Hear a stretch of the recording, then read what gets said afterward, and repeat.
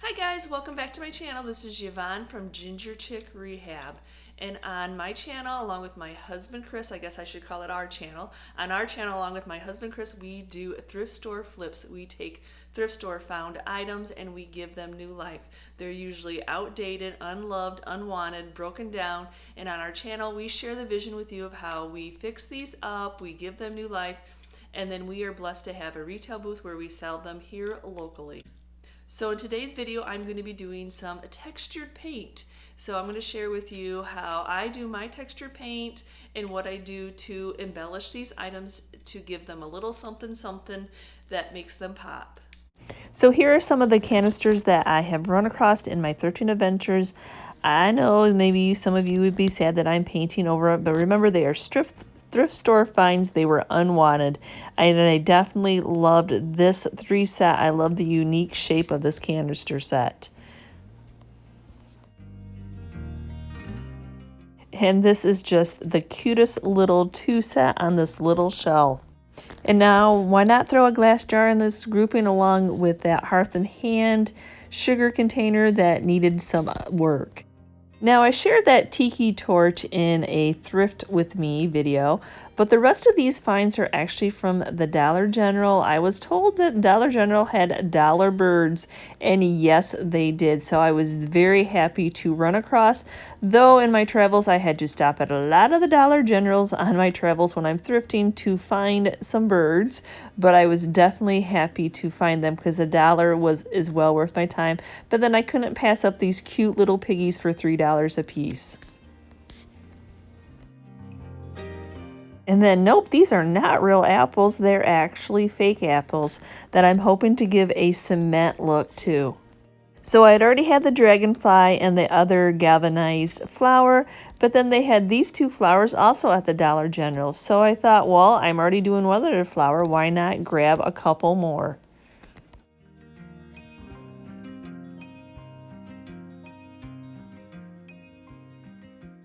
So I need to get those canister set and those metal thrifted items washed up. So my simple way is just Dawn dish soap and some soapy hot water.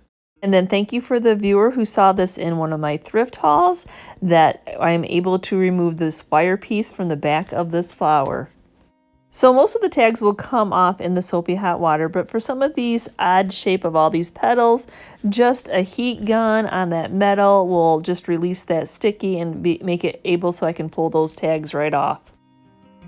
This little cubby holder is in excellent shape. I'm going to be removing the hangers where it hung on the wall, and then there's areas that need to be spackled in so that it's not a detail that you see. Now that everything is washed up and that it's good and dry, you want to make sure that your pieces are dry. When it comes to these canisters and them being food safe, I don't want to mess with the inside. I pick colors that will coordinate with the colors that I like to paint. So what I'm doing is I'm just putting them on some thrifted piece of Duck brand contact paper, so that way when I'm spray painting them, it's not getting inside. This canister set actually has some chipping, but doing textured paint on it will definitely hide that. So now I'm going right in with the Rust-Oleum paint and primer in the flat black, and I'm starting off with some upside down little birds and getting them painted up with the undercoat of black. For me, I find that black is a nice base color. It covers up any of color that an item might be, like the blue of the birds or the red of the apples. It just gives an overall good undercoat base.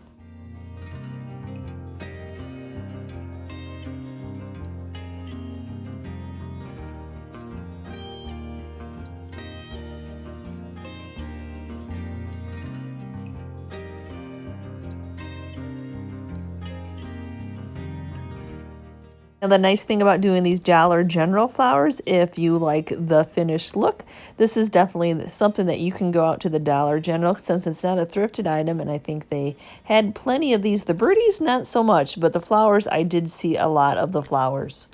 And I'm going in with all the canister sets and doing that same flat black and that Rust-Oleum paint and primer. And yes, I will be covering up the hearth and hand.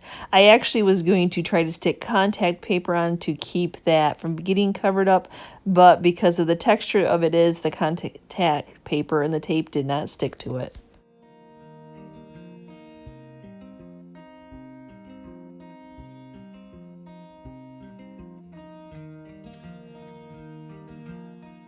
Oh, I'm sure that I'll take some slack for covering up these red canisters, but yet again, thrifted items, unwanted, unloved. They didn't have any kind of special tags on it, so I do not feel bad. This is the point of saving items from a thrift store. I've seen way too many items go into a dumpster.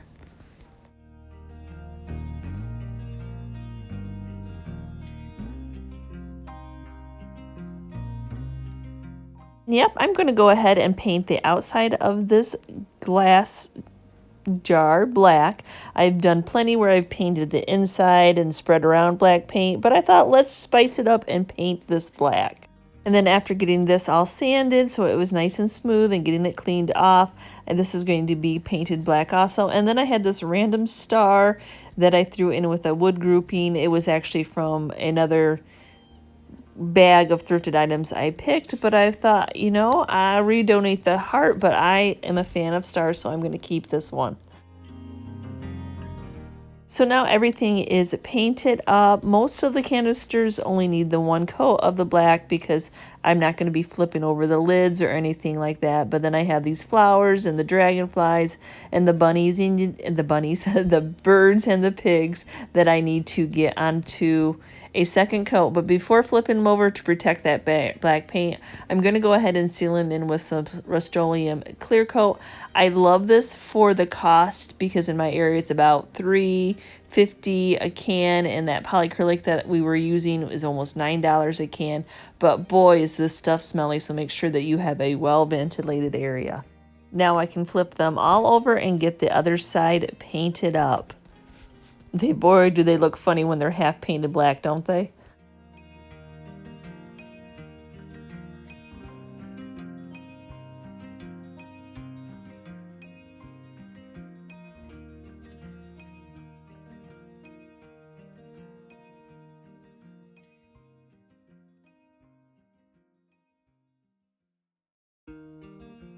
So I wonder if you can tell how I am spray painting these flowers. There's a different motion I'm doing to try to get in between the petals.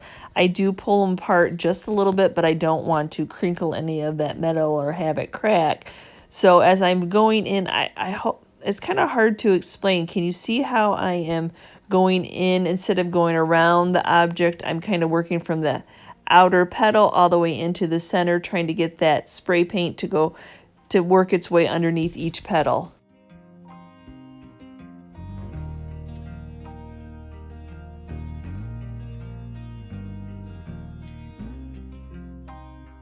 So if you're wondering, the same thing with the canister lids. I taped off that area. I want to completely make this food safe. As long as it's clean inside, I don't see any reason for me to spray the inside of it. Especially these are a form, so it'd be really hard to get all these angles. And boy, do these want to give me a little bit of problem and roll. I'm gonna end up having to get a little hockey puck to prevent them from rolling. You know, sometimes you're in the middle of doing something, you're like, why didn't I grab one of the things to prevent it from moving? But you're already in the motion. What you do to the one side of the item, you got to do to the other side. So now after that black is dry, I'm going in with the clear coat and sealing that black off too. So I actually have a video where I had done some black birdies like this, and I had this whole box of random wooden blocks that somebody had cut up and I'd bought for $2.09. Wow, cost efficient. So this was a Pottery Barn dupe, I guess we'll call it, that is simple as stacking 2 blocks on top of each other and gluing them together and then putting one of these cute little birdies on top of it. So since that set had sold, I thought, why not? These were in the Dollar General. They're $1 a piece. I have more of these blocks.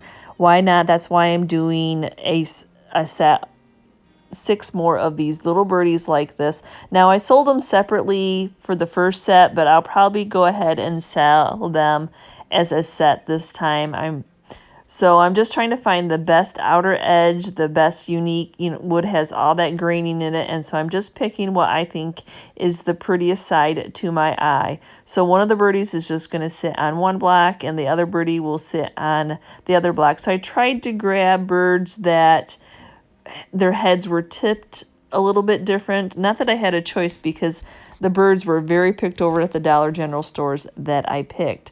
So what I'm using here is I am using some Gorilla Glue because it has that nice permanent bond, but the Gorilla Glue takes a little bit to dry. So I'm adding some of my Star Bond CA glue that dries a lot faster. I know I could use hot glue, but I find that hot glue sometimes raises the item up a little bit, and I want to have it stay nice and flat. So the same thing with the stack of 2 blocks. I'm putting that Gorilla Glue in for that really strong bond. I think that the Star Bond would be okay. I like that it dries fast, or that sometimes I find like your E6000, your Gorilla Glue like this, sometimes it shifts as it's drying, so that's where that Star Bond comes in. So now for the rest of this grouping, they're all getting some type of a texture paint. And yep, these little birdies, these apples, and this tiki torch, and those little piggies are all going to get a cement textured paint. So for my cement color, I'm going to go in with some steel Waverly chalk paint and some baking soda. It's a half and half mixture of your paint to your half baking soda. And then you just mix the two together.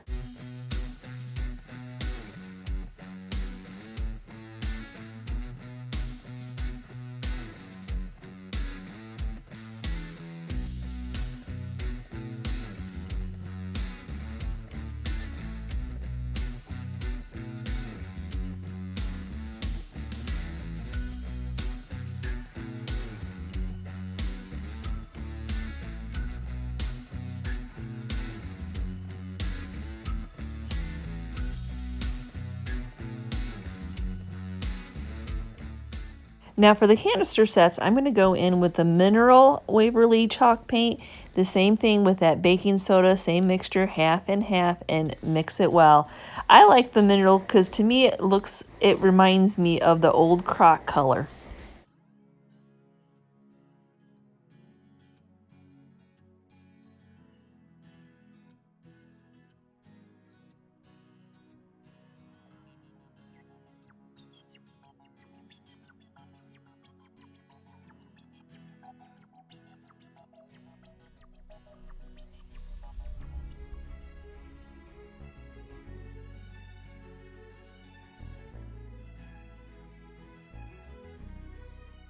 Now I can't say that this matters, but I like to work around, meaning I'm painting my brush strokes around the containers that I'm doing. I don't know if up and down. I guess it's whatever look you're looking to achieve. And then for this hand and hearth one, I am not using the textured paint on it.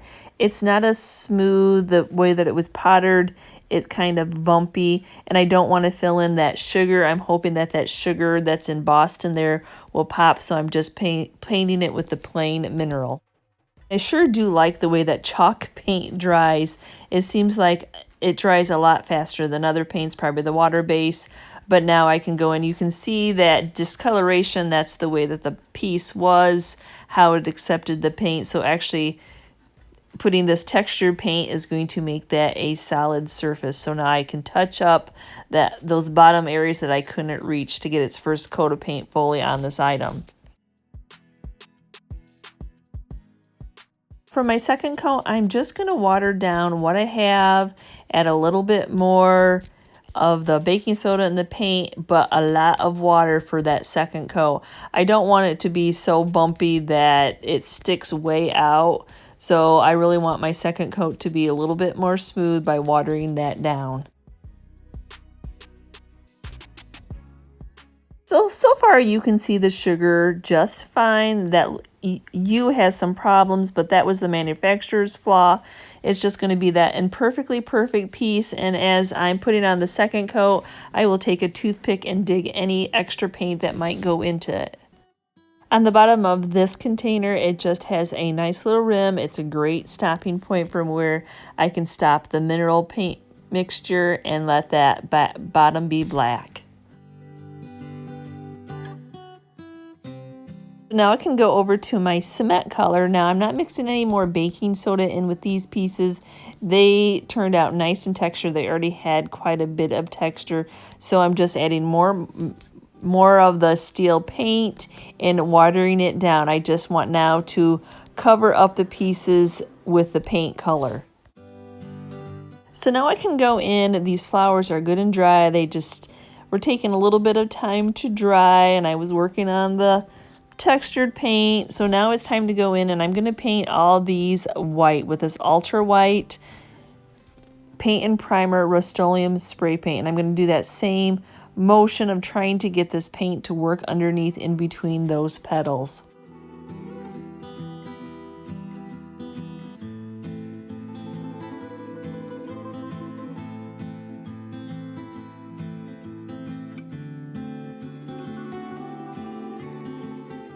So I kind of thought that maybe I would have some problems with this dragonfly.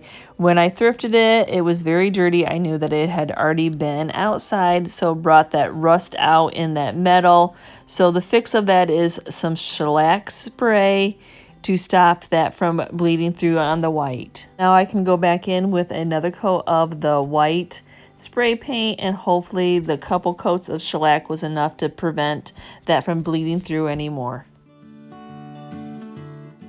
Now, after making sure that all the places on these flowers and on that dragonfly were covered, 1-2 coats, just if you saw any of the dark areas of the black going through, I am now sealing them all in with this Rust-Oleum clear coat and matte. And this stuff is nice because it's cost efficient, but boy is it smelly, so make sure you're in a ventilated area if you choose to use it.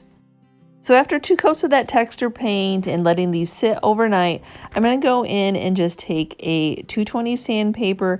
And what I'm doing, I'm not taking away that texture, but there's just some high spots and some low spots and just some rough areas. So I'm just going in very gingerly and smoothing any of that out. And now I'm going in with the Waverly white chalk paint. I know that it looks yellow. I don't mind what it does on this mineral and the look that I'm going for. There's other white waxes if you're not. I know a lot of people aren't a fan, but I don't mind it for what I'm doing on these textured pieces. So I just go in with a waxing brush, a chalk brush, just something I had picked up at Walmart in their paint area. So I go on, put it onto that textured paint, and then I'll take a rag and then wipe the excess off, just letting it hit into those high and low spots. Now the one thing that I do notice when I'm doing canister sets is that I can take a wet wipe where I did not spray paint if it gets on the rim of the lids or anything like that, and it'll wipe right off. I don't have them sealed in with any wax. I don't have it sealed in with any clear coat yet. So I'm just letting you know that this is a tip that I realized, like, oh, I want to clean that up a little bit, but since it doesn't have that undercoat of black on it, I'm able to wipe it right off. And then the same thing with these bottoms, since I have that black on there and then I sealed it in with the Rust-Oleum, any of that textured chalk paint, I can just wipe right off and not have to worry about painting the bottom of these again. So now to really get these details popping on these birds, bring out what is going to look more like a cement look using this Waverly white wax. Also, just wipe it on just like I did the canisters and then wiping the excess off. And especially where some of these birds have a lot of detail, that's really going to pop. And the same thing with these piggies. When I bought them from the Dollar General store, I think they were supposed to look like wood, so they had a lot of texture in them, like they were carved. So that definitely will be a detail that is popping out with this white wax. I'm going to go in on this tiki holder, also going in with that white wax, going around, trying to keep in that same motion as I'm working around this piece. Can I just share with you how excited I was when I found these apples? I've been wanting to try this technique on apples like this for a while, but just never ran across any when I was out thrifting that were priced reasonable to paint over like this. So I am super excited to see how these turn out. Now that that white wax is dried on all these Crocs that I did, I want to give them one more step of looking like the old Crocs. So I'm going in with some antiquing wax, a watered down rag. I'm going to wipe it right on quickly and then wipe it right off. I just want to give it that aged look. That, for me, this is the look I'm going for. You could have stopped at this step if that's the step that you're going for, but I have a Croc obsession, so I am excited to keep working on items like this to make them look more like the vintage Crocs.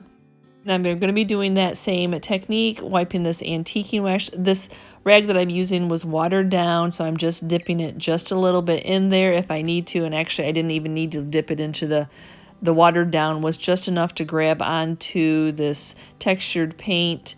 And then as soon as I put it on, I take another rag and wipe it all off. I just want it to grab just a little bit, just to age that crispness of it just looking new.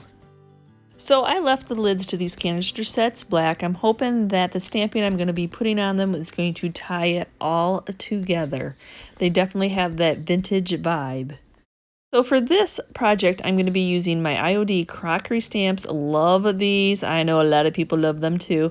So I'm excited when I find something that I can stamp on them. But I'm going to be using some tissue paper, some Stajon, and some Mod Podge to complete this look. Now, my plan was actually just to stamp right on these canisters, but as you see, the stamp is a little bit bigger than what the canisters are. So to not look like it's incomplete, I'm going to be stamping on tissue paper. I'm just using my flexible piece that I bought off of Painted Heirloom so I can place all my stamps on at the same time. So when I'm inking them up and I'm pressing them down, I can do them all at once. I'm going to use that water technique where I take just a little bitty paintbrush, a little dab of water, and then just work it around my image. So that makes it so that the tissue paper is easily ripped apart.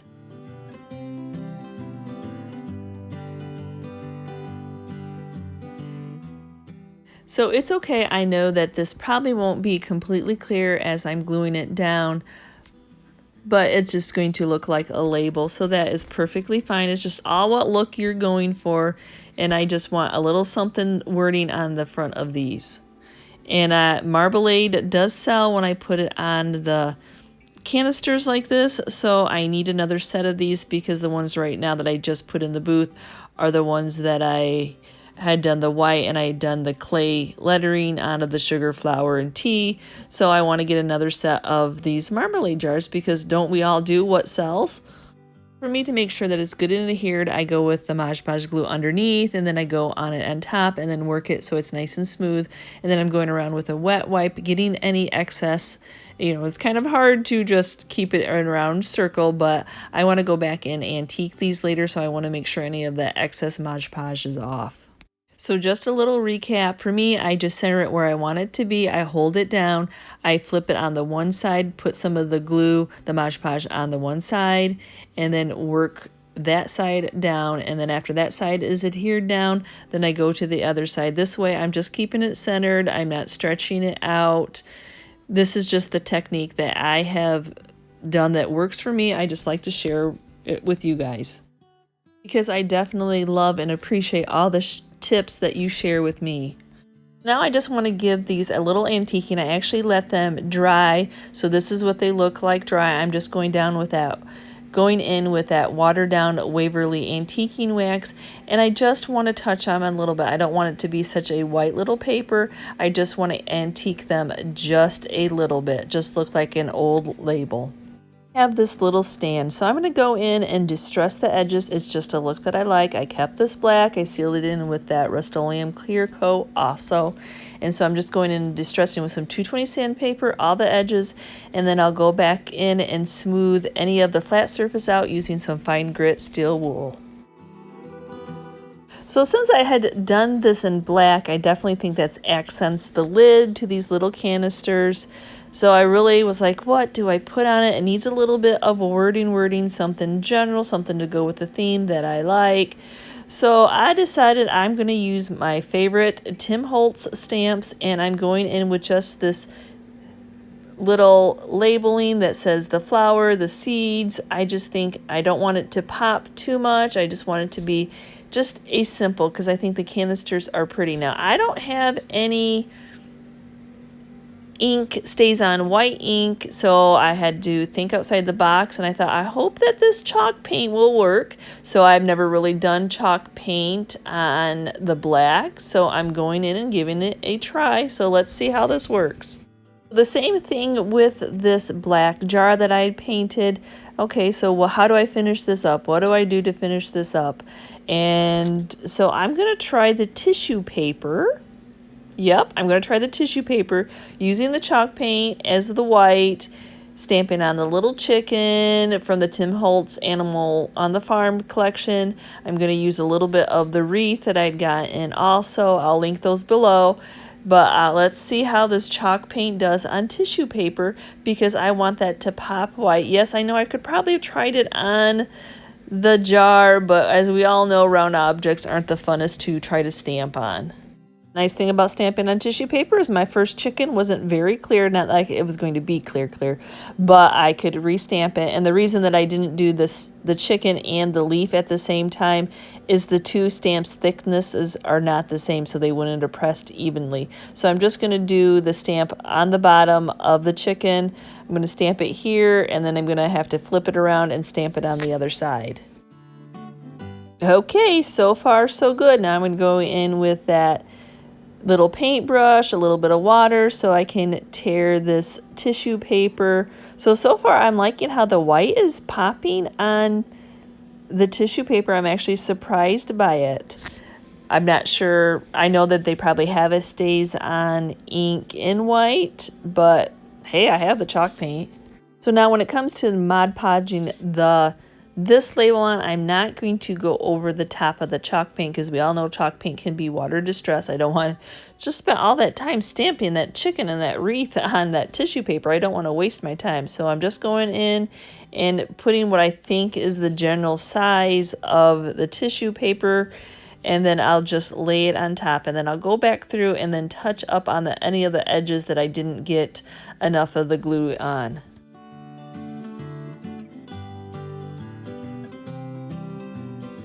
And then just a little cleanup using a wet wipe, where I might have gone a little bit crazy when I was adding it to those sides.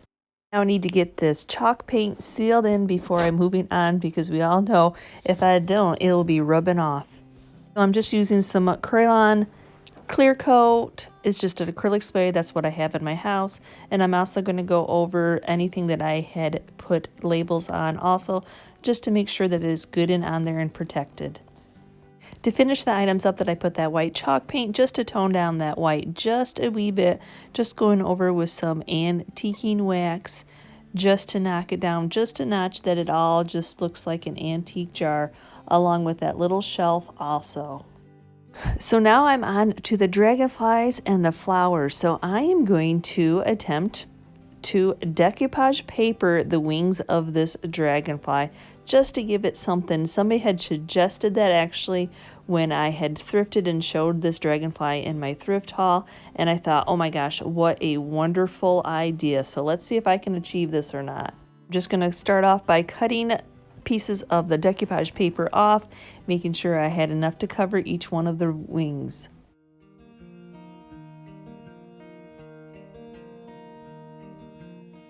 I'm going to be using Mod Podge and a very sharp X-Acto knife. So the nice thing about this is it's pretty straightforward. You just put the Mod Podge on the wing, completely cover it, and then cover it with the paper. Then I'm just going to go in with that very sharp X-Acto knife and just pull on that paper just a wee bit, and then follow that metal to cut the excess off.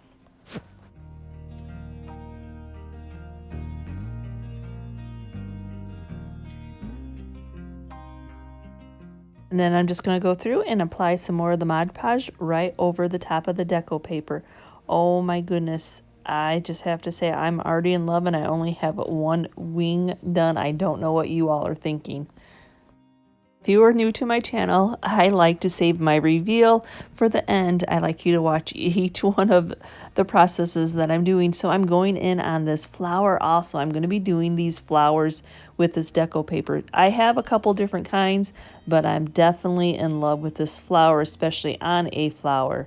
So this is a little bit more tricky.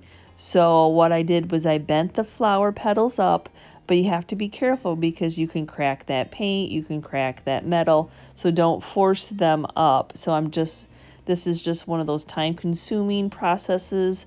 It's the labor of love, but after doing that dragonfly, I know that I want to achieve this on the petals of this flower, and I'm just picking the middle petals, not to overwhelm it with too much busyness going on. So I just think that middle layer, doing that same where I put the Mod Podge on the flower petal. Now this is a little bit harder to cut around.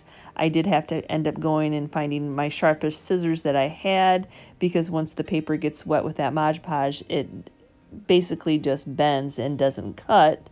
But I figured it out after a few petals of what I needed to do.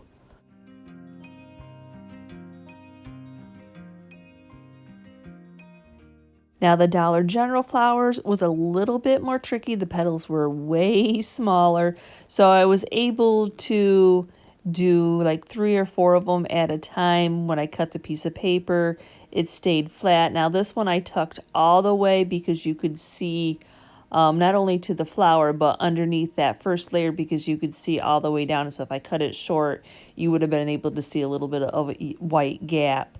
So the same thing, yes, I have my Cricut scissors were the sharpest ones that I have.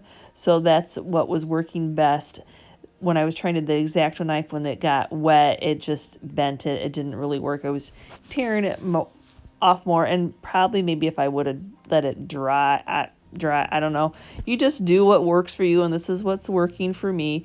And then I waited to I just worked around all the petals, and I have to say, yep, it was a little bit time consuming, but oh my gosh, I absolutely loved the final look. So I think I might have found the answer to a question that I get a lot, and that is, what top coat do you use to make something outdoor safe? And we live in Michigan, and boy, do we get weather.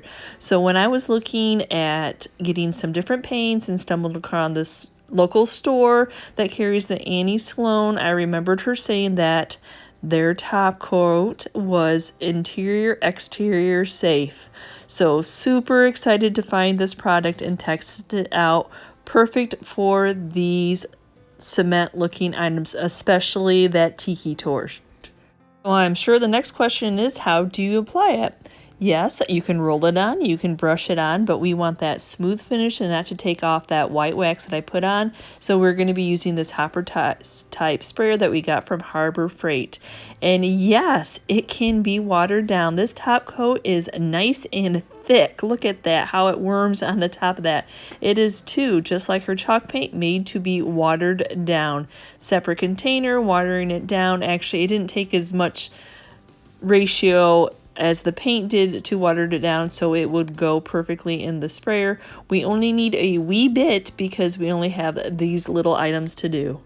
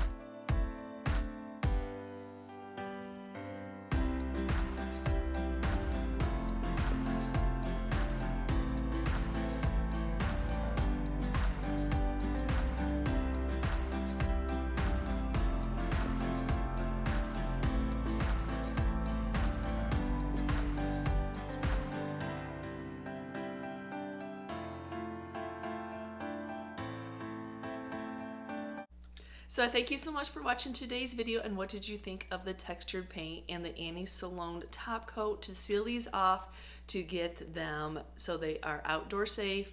I know Michigan weather, if you want anything outdoors, you have to have something to have it safe for the weather, so all kinds of weather. So I thank you again for watching today's video, and if you're, as always, part of my YouTube family, thank you so much. Your kind compliments, your kind comments, your thumbs up, sharing our videos just lets YouTube know that you like this kind of content, and they'll keep recommending us. And if you are new to our channel and checking us out for the first time and you enjoyed this kind of content, please consider hitting that subscription button along with the notification bell so you know when we've uploaded a new video. Again, thanks for watching today's video.